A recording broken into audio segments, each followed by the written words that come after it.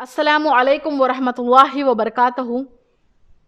سوالات اور جوابات کی نشست میں آگے ہمارا سوال ہے، عاشورہ کے روزے کی کیا فضیلت ہے؟ آئیے احادیثوں کی روشنی میں اس جواب کو جاننے کی کوشش کرتے ہیں۔ یوم عاشورہ کا روزہ گزشتہ ایک سال کے گناہوں کا کفارہ بن جاتا ہے۔ اگر آپ پڑھیں گے صحیح مسلم حدیث نمبر 1162، نبی اکرم صلی اللہ علیہ وسلم کا فرمان ہے، مجھے اللہ تعالیٰ سے امید ہے کہ عرفہ کے دن کا روزہ گزشتہ اور آئندہ سال کے گناہوں کا کفارہ بن جائے گا، اور مجھے اللہ تعالیٰ سے امید ہے کہ یوم عاشورہ کا روزہ گزشتہ ایک سال کے گناہوں کا کفارہ بن جائے گا۔ یہ اللہ تعالیٰ کا ہم پر فضل ہے کہ اس نے ہمیں ایک دن کا روزہ رکھنے پر پورے سال کے گناہ معاف ہونے کا بدلہ دیا، اور اللہ تعالیٰ بہت زیادہ فضل والا ہے۔ اگر آپ پڑھیں گے صحیح بخاری حدیث نمبر 1867، نبی اکرم صلی اللہ علیہ وسلم یوم عاشورہ کی شان کے باعث اس کا روزہ رکھنے کے لیے خصوصی اہتمام کیا کرتے تھے۔ ابن عباس رضی اللہ عنہ کہتے ہیں کہ میں نے نبی اکرم صلی اللہ علیہ وسلم کو دنوں میں سے عاشورہ اور مہینوں میں سے ماہ رمضان کے روزوں سے زیادہ کسی دن یا مہینے کے روزے رکھنے کا اہتمام کرتے ہوئے نہیں دیکھا۔ دوم، یوم عاشورہ کو نبی اکرم صلی اللہ علیہ وسلم نے روزہ کیوں رکھا اور لوگوں کو اس کی ترغیب کیوں دلائی؟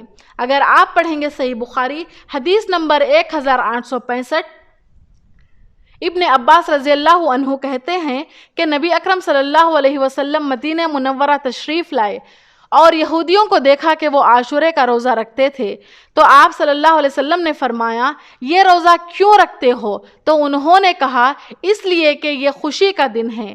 اس دن اللہ سبحانہ وتعالیٰ نے بنی اسرائیل کو دشمن سے نجات دلائی تھی، تو موسیٰ علیہ السلام نے روزہ رکھا، تو آپ صلی اللہ علیہ وسلم نے فرمایا، میں موسیٰ علیہ السلام کے ساتھ تم سے زیادہ تعلق رکھتا ہوں۔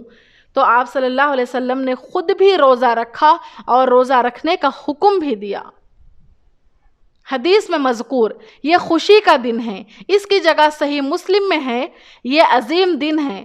اس میں اللہ سبحانہ وتعالیٰ نے موسیٰ علیہ السلام اور آپ کی قوم کو نجات دی اور فرعون اور قوم فرعون کو غرق آب کیا۔ حدیث میں مذکور موسیٰ علیہ السلام نے روزہ رکھا۔ مسلم کی روایت میں اضافہ ہے، اللہ کا شکر ادا کرتے ہوئے روزہ رکھا، تو ہم بھی اسی دن روزہ رکھتے ہیں، اور صحیح بخاری کی ایک روایت میں ہے کہ ہم اس دن کا روزہ اس دن کی تعظیم کرتے ہوئے رکھتے ہیں۔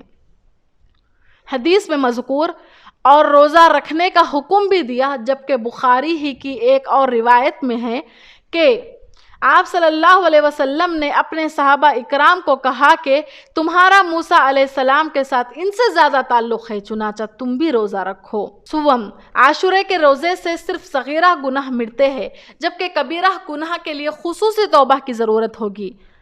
اگر آپ پڑھیں گے المجموعہ شرح المہذب جلد نمبر 6، نووی رحم اللہ کہتے ہیں، عرفہ کے دن کا روزہ تمام چھوٹے گناہوں کو مٹا دیتا ہے، تو حدیث کا مفہوم یہ ہوگا کہ کبیرہ گناہوں کے علاوہ تمام گناہ مٹ جاتے ہیں۔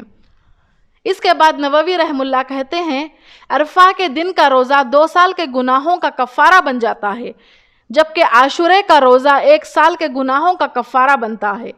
اسی طرح جس شخص کی آمین فرشتوں کی آمین سے مل جائے تو اس کے گزشتہ سارے گناہ معاف کر دیے جائیں گے۔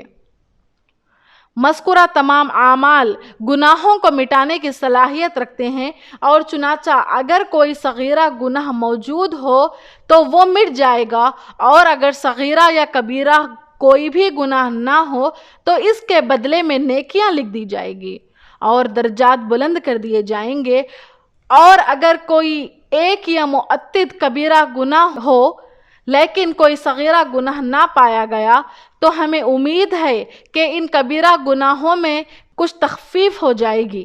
اگر آپ پڑھیں گے الفتاوی الکبریٰ جلد نمبر 5، شیخ الاسلام امام ابن تیمیہ رحم اللہ کہتے ہیں، وضو، نماز، ایسے ہی رمضان، یوم عرفہ، عاشورہ کے روزے صرف صغیرہ گناہوں کو ہی مٹا سکتے ہیں۔ واللہ عالم، جزاک اللہ خیر۔